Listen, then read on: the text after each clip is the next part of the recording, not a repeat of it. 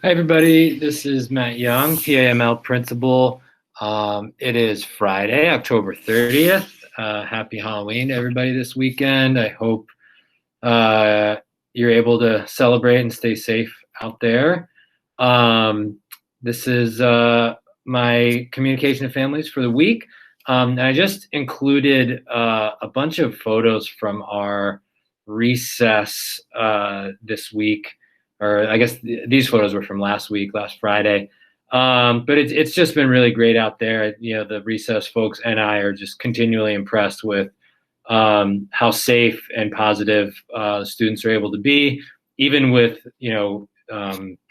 more students than even normal out on the playground at a time. So everybody's doing a great job, and we're just gonna keep going forward with recess, and it's great. So my objectives for today, just to continue to emphasize our care for students and safety, and just keep the questions and keep the concerns coming, because I do think talking about it helps us navigate any fear and anxiety that we have about school.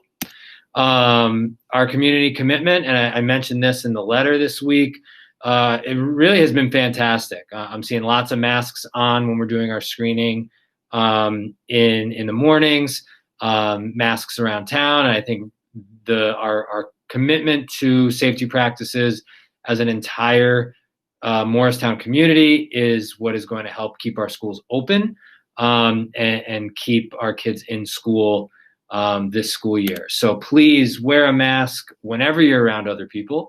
Wash your hands often, practice social distancing, stay home when you're sick, and travel only when it's absolutely necessary.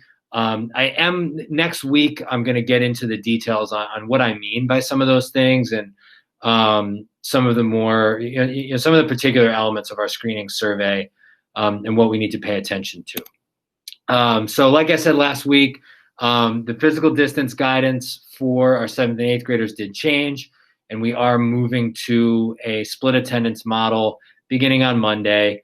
It's unfortunate, but it is just what we have to do at this point. And I have a few more details coming in the next couple slides. But I just did want to make sure and remind everybody that the change was not in response to any known or confirmed cases in our school community. It was really just a response to a shift in guidance. So we are returning to a split attendance, just like I said. Students are going to go back into the same color grouping that they were during our initial phase of reopening. Same colors, same days. And again, just my sincere apologies for having to make this change. None of us around here really wanted to do it, but it was necessary given the guidance. Just some misconceptions out there that this is not a move back to the heavy restrictions of our initial reopening. We're not going back to a strict cohort model. The kids are still going to mix for recess and lunch. They're still going to mix for their expos. There's going to be quite a bit of movement in our 7th and 8th graders between some classes, especially that's especially possible going into smaller groups. We're not making any changes to our configuration or schedule for 5th and 6th graders. That guidance remained the same. And like I said before, this is just in response to changing guidance, not in response to known or confirmed cases in the community. Just a fresh reminder about Green and Gold Group. The Green Group attends school Monday and Thursday. The Gold Group attends school Tuesday and Friday in person. The PAML office did send out a reminder about colors and days to students and families Thursday, which was yesterday. And we are going to continue with robust remote offerings on the remote days.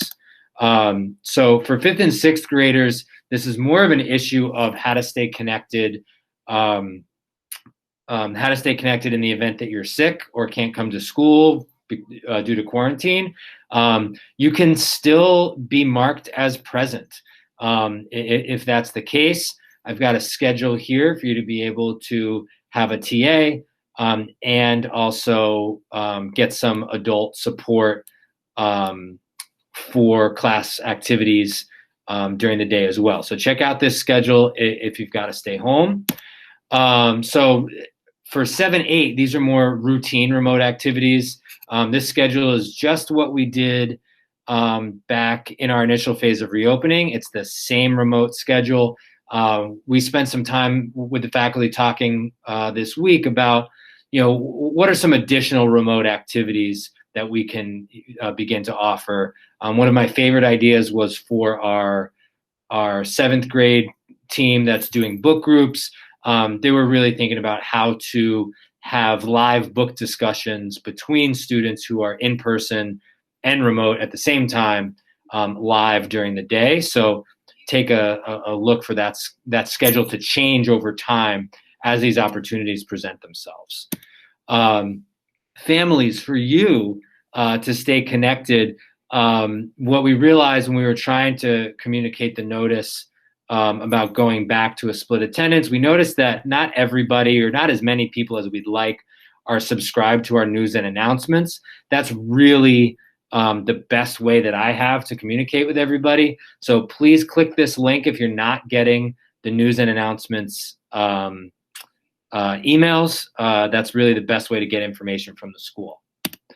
We are hosting a virtual author visit. This is a repeat from last week, November 18th at 1:30. You can order books from the author through Bear Pond Books in Montpelier. Great way to support a local bookstore. I'm currently reading Zenobia July myself, and I'm enjoying it. Just a reminder that VTVLC is asking us to let them know which students would like to go fully remote or switch to fully remote for semester 2 on Monday. So please let the office know as soon as you can whether or not you'd like to go fully remote. They had a tough time getting everybody enrolled during the initial phase of reopening, so they're trying to get a jump on things for semester 2. This slide is a video that was put out by the Vermont Department of Health. Just information around contact tracing. The message here is, if you are contacted by an unknown number on a cell phone, please pick it up, because it could be the contact tracers. Please work with them as best you can, because it is an important tool to slow the spread of COVID-19. How contact tracing slows. We are doing a lot of going outside for recess multiple times a day. Please do the best you can to send your student to school prepared to be outside. Just makes them happier. Work with your students, see what's going to work for them. There's some good recommendations here about what they'll need. We are trying to get them outside, even if the weather's not great. We're really trying hard to go outside. So as best they can be prepared, the better. I got 3 questions this week. I was really excited. That's an increase over the last few. New lunch menu is out. And this question asks, are the students going to be eating in the cafeteria? The answer is no. We are going to be eating in the classroom for the foreseeable future. We went through a painstaking process to develop a schedule that allowed students adequate spacing in order to eat safely.